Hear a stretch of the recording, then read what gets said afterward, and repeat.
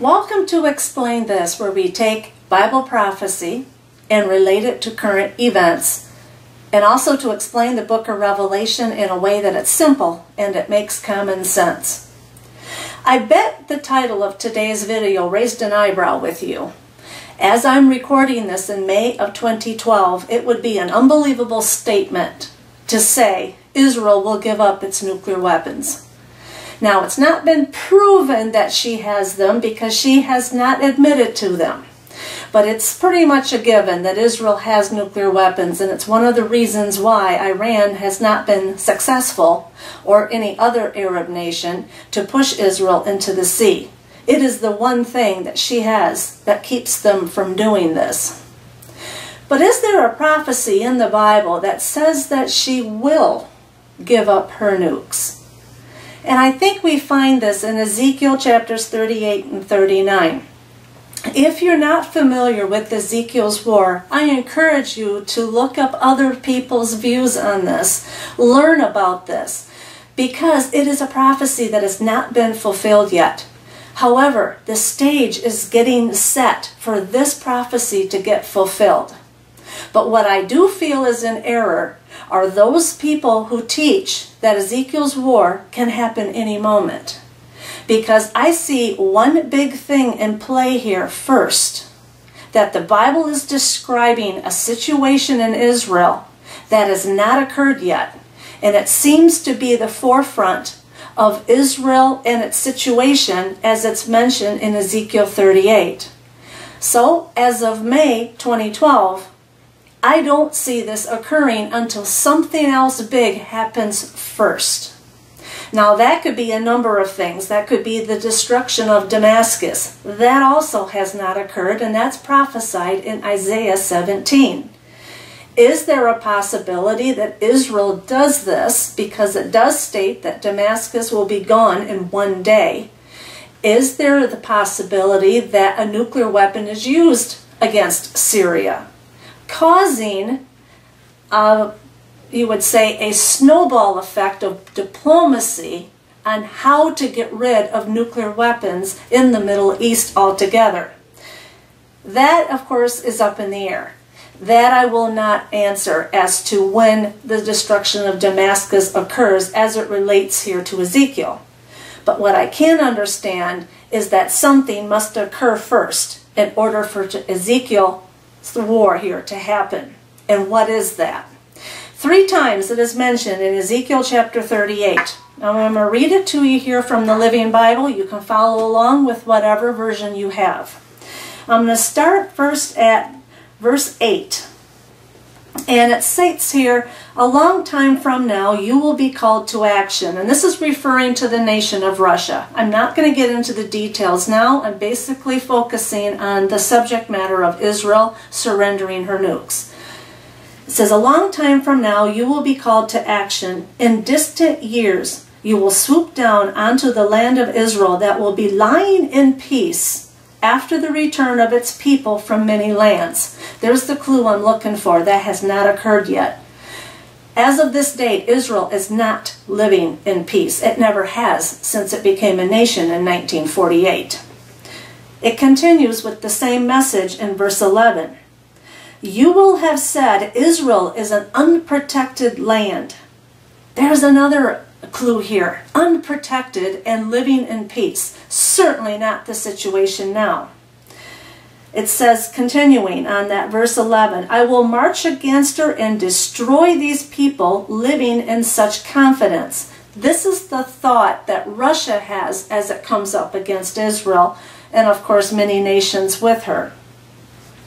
Continuing down to verse 14, the Lord God says to Gog, who is the leader of Russia, "When my people are living in peace in their land, you will rouse yourself." Now you see very clearly why Ezekiel's war cannot happen today, or probably not too near from this date. Also, there is another reason why Israel needs to be unprotected, and that's continuing on here with that verse 14, starting here at actually verse 16.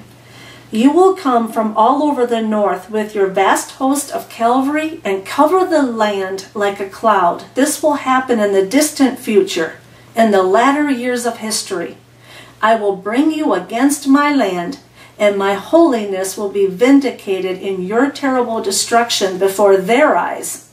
And here's the big one, so that all the nations will know that I am God. It is God who protects Israel. Not Israel and her military, not Israel and her nuclear capabilities, and certainly not any other nation coming along and defending Israel. It is only God that gets the glory here. And it is mentioned 6 times in chapters 38 and 39 that God is the one who gets the glory. All the nations will know that God is the one that rose up and saved Israel from her enemies. Nothing to do with Israel's own might. And that to me is the reason why, as Ezekiel's war moves closer to fulfillment, that issue of Israel having nuclear weapons, that issue needs to be taken out of the equation so that God can step up and show his people that he still cares for them. And that is actually mentioned later on at the end of chapter 39. Now that is the why I believe the nuclear weapons need to go. How is another question. Pay attention to a situation that has been unfolding among the Arab nations. 20 years ago, the Arab nations wanted to create a Middle East nuclear-free zone. This has been brought up over the years, and predominantly the last 2 years, because it's becoming more of a significant push to get this done because of Iran's situation and how they are inflicting their agenda on acquiring weapons, when the rest of the nations see this as very unsettling. Having Iran equipped with a nuclear weapon is not good for any of the people living in the region. Even though Israel has them, and putting yourself into the place of Iran, I can understand Iran's feelings of, if Israel has the weapons, why can't we? But there has been a movement underfoot, and in September of 2009, the League of Nations, or a number of nations, took a vote to the Security Council to try and get a resolution worded that a weapons-free a nuclear-free weapons zone would be created for only the Middle East. This would eliminate anyone, any nation, whether they participated or not. It would eliminate the idea of creating nuclear weapons, testing nuclear weapons, and then ultimately even having them. So this would put Israel in a predicament. Now, when that vote narrowly passed, the United States actually abstained, and so did a number of other nations, hoping to block the measure. But it failed. The measure still went through. The block had failed. Israel, unbelievably, was the only no vote. Now, forward that, and in May of 2010, the Iran sanctions started to come to a forefront again. And a meeting was held in Washington, D.C., here in the United States.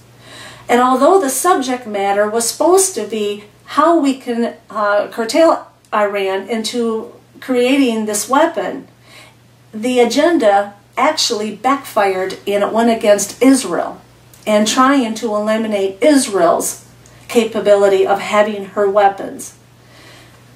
This was something that was uncalled for, but yet it was something that is obviously on their mind. And actually, at the end of this year of 2012, there is called together another meeting where a vote will actually take place again to try and to move this agenda forward to create that nuclear-free zone. And it makes sense. Should that happen, Israel will be forced to give up her weapons due to diplomacy, but I'm sure she will be given a lot of guarantees. And that's where the phrase comes, living in safety and in confidence. Also, if you notice that the Russian army, who we know Russia has nuclear weapons, she does not use the nuclear weapons against Israel at this prophecy here. And you would think that would be a very simple measure to use. Just drop a nuclear weapon on Israel and be done with her. We're done. No more Zionists living in the Middle East. But that does not happen. She comes over with a cavalry. She comes over with boots on the ground. And I think there's a reason for that. Because that nuclear-free Mideast zone is in place. And she cannot use a nuclear weapon anywhere, anyhow. Whether it be an EMP, which is exploded in the atmosphere, or maybe it's not even a chemical weapon that's allowed at this time. This is a scenario that I need you to think about as we move forward through these latter days. And pay attention to this idea here that Israel will give up her nukes for one reason. God gets the glory when he saves her at the result of Ezekiel's war. My name is Christine Weick. I'm the author of the book Explain This. Now, if you wish to read what I'm trying to say, go ahead and get on Amazon.com. In my first chapter, which I talk about this exactly, and I explain how Ezekiel's war comes around, I explain the nations involved. That is for free by just clicking on the cover of the book. Just Google in, Explain This, and if you have a Kindle, the book is 99 cents. You can also see my website at explainthis.us.